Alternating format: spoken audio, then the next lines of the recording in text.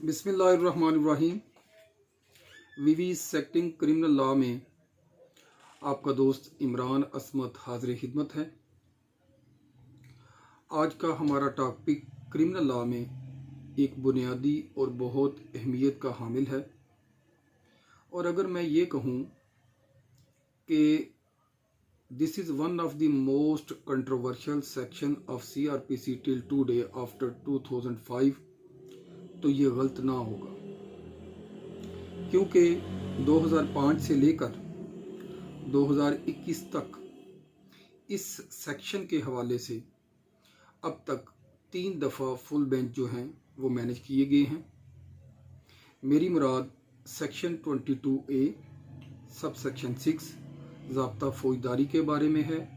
मतलब x officio justice of peace के हवाले से है। तो पहले हम ये डिस्कस करेंगे कि ex officio justice of peace का मकसद क्या था, इसकी ज़रूरत क्यों पेश आई, ex officio justice of peace की पावर्स के लिहाज से अदालत उज़्मा के नज़ायर क्या हैं, क्या मातहत अदलिया उन नज़ायर के मुताबिक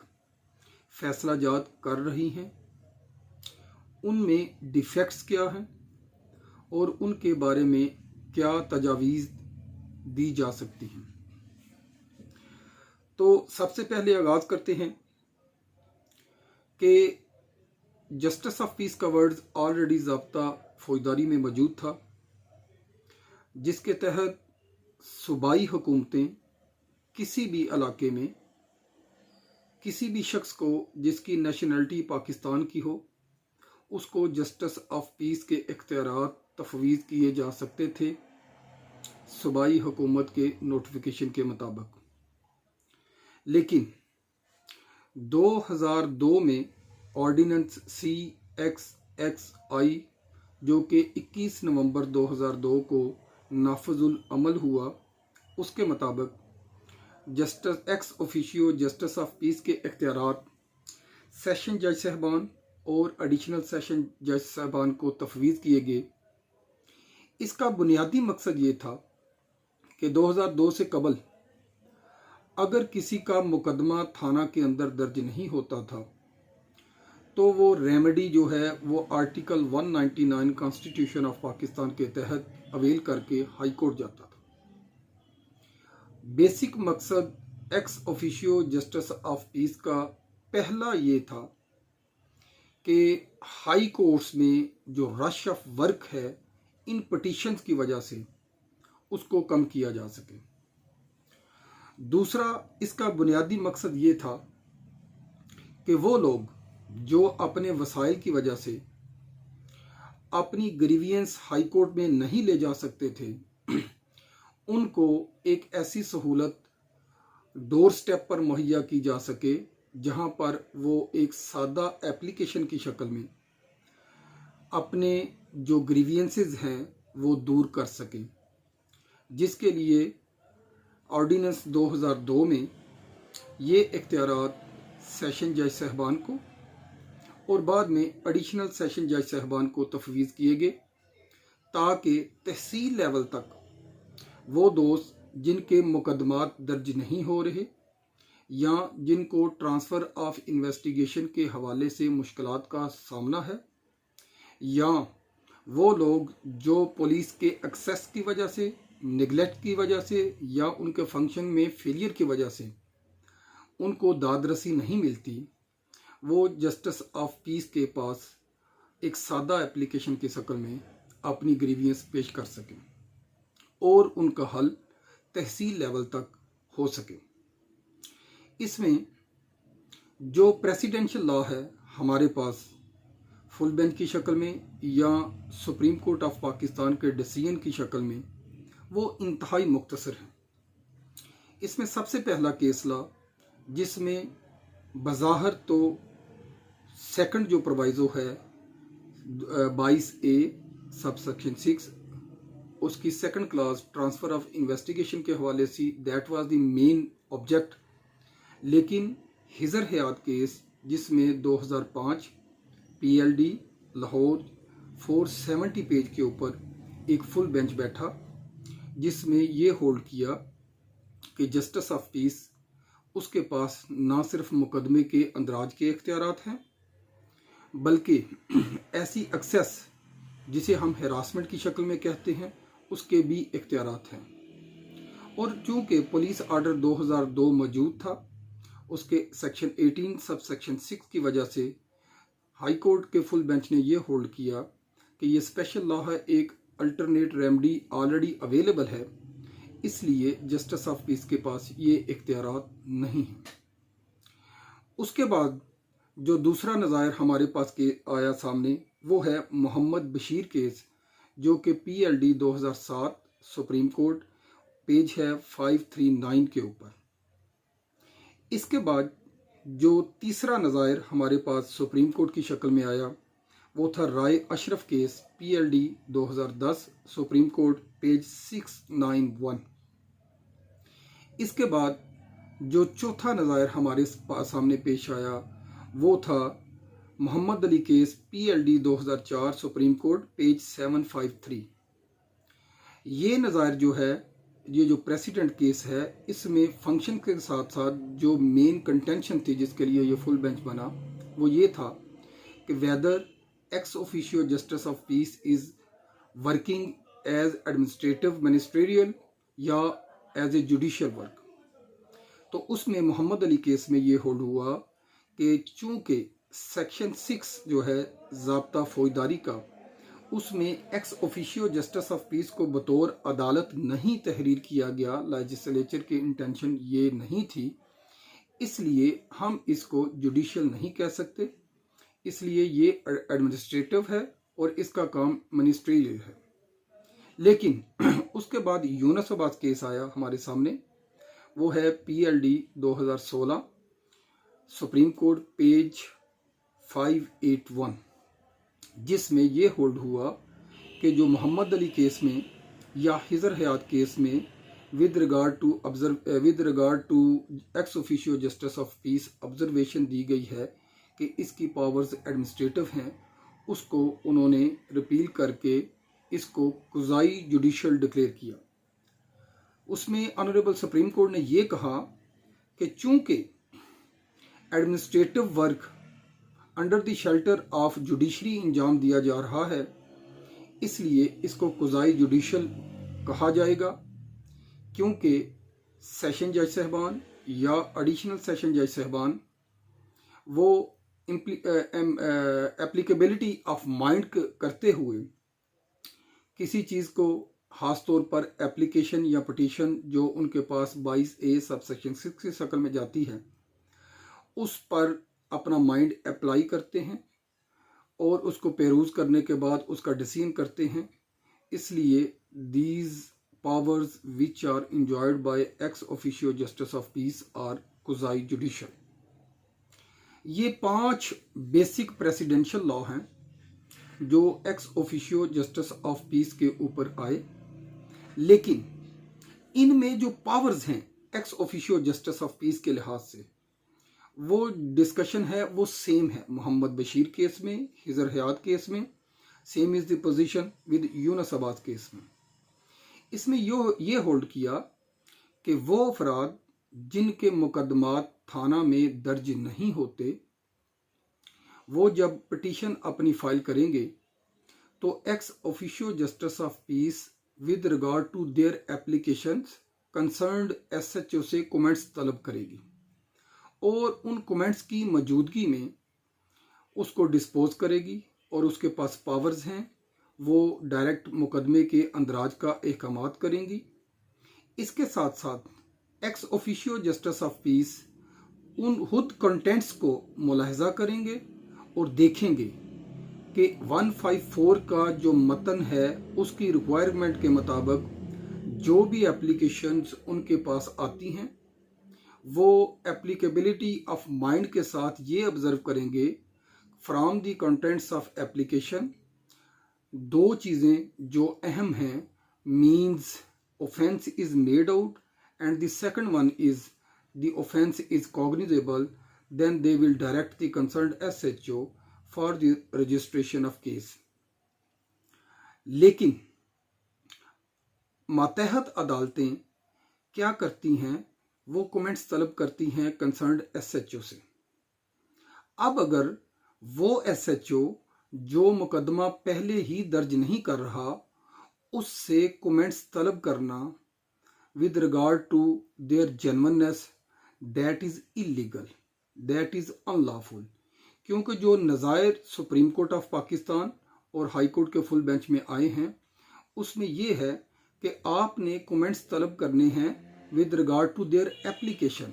जो पिटिशनर या दरखास्त गुजार जस्टिस ऑफ पीस के पास गया है,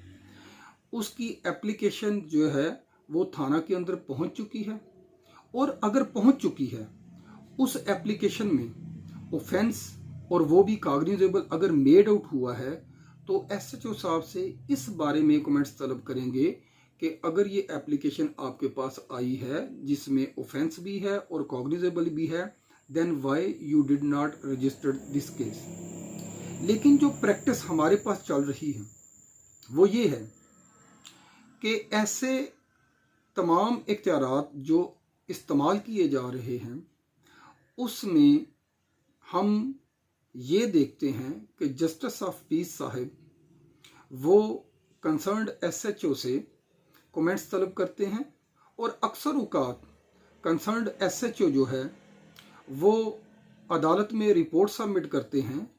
कि दोनों फ्रीकैन को सुना नहीं जा सका, इसलिए एक और एडजर्नमेंट दी जाए ताकि नेक्स्ट डेट तक हम इस एप्लीकेशन के बारे में अदालत हजूर में कमेंट्स जमा करवा सकें। अब अगर हम देखें तो ये एक सेटल्ड प्रिंसिपल है क्रिमिनल लॉ के हवाले से, जो कि एफआईए और एंटी करप्शन के केसेस या नैब के केसेस में तो नहीं लागू होता, लेकिन वो तमाम केसेस जिनकी इंस्टीट्यूशंस पुलिस रिपोर्ट यानी एफआईआर की शक्ल में होती है, उसमें सुप्रीम कोर्ट ऑफ पाकिस्तान का ये सेटल्ड लॉ है कि वो तमाम इंक्वायरीज या pre investigations which is being conducted by concerned SHO before the registration of case, अगर वो एफआईआर और इंक्वायरीज और प्री इन्वेस्टिगेशन की बुनियाद पर होती है तो ऐसी एफआईआर्स अपनी कानूनी हैसियत खो देती हैं, जिसकी एक मिसाल पीएलडी 2019 सुप्रीम कोर्ट पेज 64 के ऊपर है। सुप्रीम कोर्ट ऑफ पाकिस्तान एक तरफ ये होल्ड करती है कि वो ऑफेंसेस, वो एफआईआर्स जो इंक्वायरी और इन्वेस्टिगेशन के बाद दर्ज होती हैं, उसकी कानूनी हैसियत कम तर है या ना है, तो मातहत अदलिया बतौर x officio justice of piece अपने इख्तियारात से तजावज़ करते हुए या अपने इख्तियारात को गलत तरीके से इस्तेमाल करते हुए सुप्रीम कोर्ट ऑफ पाकिस्तान की गाइडलाइन की नफ़ी कर रही हैं, जिसकी वजह से बहुत सारी मुश्किलात का सामना है। एक सामना वो ये है कि पुलिस हायरार्की को इस्तेमाल करने के लिए एसपी कंप्लेंट सेल बना दिया गया है। वैसे भी सीआरपीसी में 551 सीआरपीसी के प्रोविजन मौजूद है, और इसमें यह कहा गया है कि ex officio justice of peace के पास जाने से पहले आपको कंसर्न्ड एसएचओ को और हायर पुलिस ऑफिसर के पास पहले रब्ता करना है। उसके बाद अगर दोनों तरफ से आपकी सुनवाई नहीं होती तो उसके बाद आपने x officio justice of peace के पास जाना है। ऐसी सूरत हाल में वो दोस्त जो कि तहसील में बैठे हैं और पूरे ज़िले में एक एसपी को पुलिस डिपार्टमेंट की तरफ से बतौर कंप्लेंट सेल डिक्लेयर किया गया है, जिसकी वजह से तहसील के अफराद एसपी कंप्लेंट सेल के पास नहीं पहुंच पाते, और उस वजह से वो अपनी दादरसी के लिए मामलात को छोड़ देते हैं, जब उनको पहले थाने में, उसके बाद एसपी कंप्लेंट सेल के पास जाना पड़ता है, उसके पास बाद जब वो अदालत के अंदर आते हैं, ex officio justice of peace के पास आते हैं, तो उसके बाद कमेंट्स दोबारा तलब किए जाते हैं। दोबारा वही ऑफिशियल्स उनको कमेंट्स के में कार्रवाई के लिए तलब करते हैं, उनकी सुनवाई करते हैं, और ये जो अर्जेंट मैटर होता है जो कि फौरी रिलीफ का होता है एफआईआर की शक्ल में, उस पे इम्प्लीमेंटेशन में कमोबेश 20 से 25 या बाज़ इससे भी ज़्यादा टाइम दरकार होता है और लग जाता है, जिस वजह से लोगों का अदालतों के ऊपर एतमाद ख़त्म होता जा रहा है। वो काम जो वो फौरी रिलीफ के तौर पर हासिल करना चाहते हैं, जब उनको मुतलका थाना के अंदर, उसके बाद एसपी कंप्लेंट सेल के अंदर, उसके बाद जब अदालत में आए, उसके बाद जब 1 या 2 तवारीख पड़ती हैं, तो उसके पास वो लोग इंसाफ के हसूल के लिए अपना अदालतों में आने का रुझान कम करते जा रहे हैं। ये जो डिफेक्ट्स हम डिस्कस कर रहे हैं, एक तो पुलिस हायरार्की को इस्तेमाल करने के लिए, दूसरा ये है कि इसमें एक जजमेंट्स आई मलक मोहम्मद सादक केस 2013 PCRLJ 1177, जिसमें ये कहा गया कि जस्टिस ऑफ पीस जो हैं वो एम्बिगुअस ऑर्डर ना करें, क्योंकि सेक्शन 22A सब सेक्शन 6 में लफ्ज़ है एप्रोप्रिएट ऑर्डर का। और अगर एप्रोप्रिएट ऑर्डर होंगे, जैसे कि रूटीन में x officio justice of piece कोई भी एप्लीकेशन उनके पास आती है तो उसको रेफर कर देते हैं तो कंसर्न्ड SHO कि इनकी एप्लीकेशन को देखें और कानून के मुताबिक कार्रवाई करें। That is not appropriate order. Same is the position अगर वो कमेंट्स तलब करते हैं एक क़ज़ाई जुडिशल पावर्स की हामल अदालत या ऐसे इख्तियारात जो बतौर क़ज़ाई जुडिशल करते हैं, वो ऐसे कमेंट्स तलब करते हैं जिनकी वजह से पार्टीज दोबारा थाने के अंदर या एसपी कंप्लेंट सेल में नहीं जाती, वो एक बड़ी प्रॉब्लम है इंसाफ के हसूल के लिए। एक वजह ये भी है कि लोग अदालतों में आना छोड़ते जा रहे हैं और अपने मामलात अदालतों के बाहर बैठ के हल कर लेते हैं। दूसरी एक वजह यह है कि जब हम x officio justice of peace के पास जाते हैं तो 75% केसेस वो होते हैं जो ट्रायबल बाय मजिस्ट्रेट हजरात होते हैं। और जब ऐसे केसेस में जिसमें ऑर्डर जो है वो ex officio justice of peace on the basis of inquiry या इन्वेस्टिगेशन करते हैं, तो ट्रायल कोर्ट उस ऑर्डर को हतमी तसव्वुर करते हुए कल को उसकी प्रोसीडिंग के दरमियान भी उसको अहमियत देते हैं। इस लिहाज से ऐसी प्रोसीडिंग जो कि बिल्कुल मोहम्मद बशीर केस, हिजर हयात केस या यूनुस अब्बास केस के मतजाद है, उसकी इम्प्लीमेंटेशन की जा रही है। इस लिहाज से हमने ये डिफेक्ट्स डिस्कस किए। इससे आगे हम चलते हैं कि इसकी दाद रसी या इसको हल करने के लिए क्या तजावीज़ हो सकती हैं। मेरी ये डिस्कशन इस लिहाज से है कि Yunus Abbas case, हिजर Hayat case, Mohammad Bashir case, ये तमाम केसेस ये कह रहे हैं कि अगर x officio justice of peace के पास कोई एप्लीकेशन आती है तो अपना माइंड अप्लाई करते हुए x officio justice of piece जो कि कोई जुडिशल वर्क करता है उसको कमेंट्स के ऊपर रिलाई नहीं करना चाहिए, बल्कि खुद पटिशन को देखना चाहिए। और अगर उसकी पटिशन के अंदर से ऑफेंस और कॉग्निजेबल दोनों चीज़ें जो हैं निकलती हैं तो फौरी तौर पर एप्रोप्रिएट ऑर्डर 154 CRPC का करें, जो कि मातहत अदालतें नहीं कर रही। यही वजह है कि आपको 497 CRPC के बाद मेजर एक्ट्स में या CRPC की कुतुब में सबसे ज़्यादा कमेंट्री जो है वो ex officio justice of peace के सेक्शन के अंदर मिलेगी, जिसमें तमाम अदालतें सुप्रीम कोर्ट के नज़ायर के मुताबिक काम करने की बजाय अपनी ज़ाती डिस्क्रिशन के मुताबिक इख्तियारात इस्तेमाल कर रही हैं। दूसरी सूरत में हमारे पास एक और भी वजह है कि इस वजह से अगर मैकेनिकल तरीके से इन मामलात को देखा जाए तो क्या इंसाफ हो सकेगा। इस तरह बहुत सारे लोग जो कि गलत या फैब्रिकेटेड स्टोरी लेके लोगों के खिलाफ मुकदमा दर्ज करवाती हैं, तो सजेशन ये हैं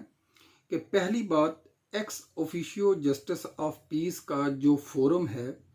उसको सेटल करना चाहिए, क्योंकि उसके पास अगर कोई पार्टी जाती है तो वो थाने के अंदर जो उसको फ्रंट डेस्क के ऊपर एप्लीकेशन मिलती है, रसीद मिलती है, और एसपी कंप्लेंट सेल की जो रसीद मिलती है, दोनों साथ लगा के पटिशन फाइल करते हैं, तो उसके बाद x officio justice of peace के पास कोई ऐसी दूसरी रेमेडी या ग्राउंड नहीं रह जाती उस पे इनकार के लिए या मुकदमे के इंदराज के लिए,